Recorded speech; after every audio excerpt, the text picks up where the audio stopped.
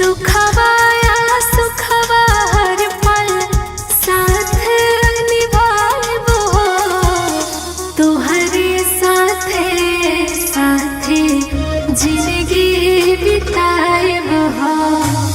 तोहरे साथे साथे जिंदगी बिताएबो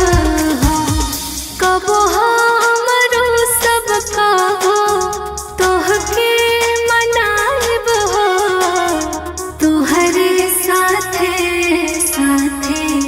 जिंदगी बिताएबो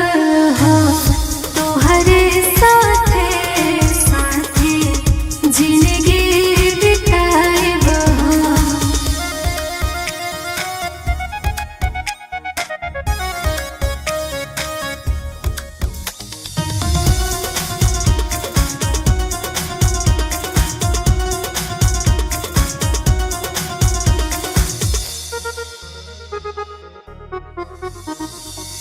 दिलवा चुरैला त संभाल रखिहा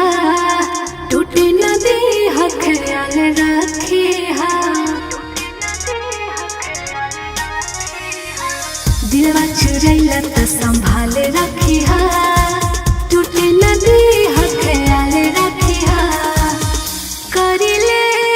वादा तोहके कबो ना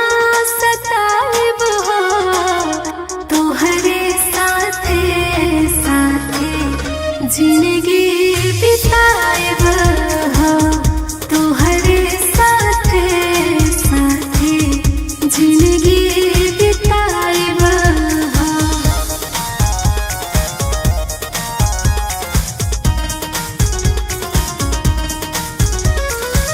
खुद के भूली तोहरे में खो गईनी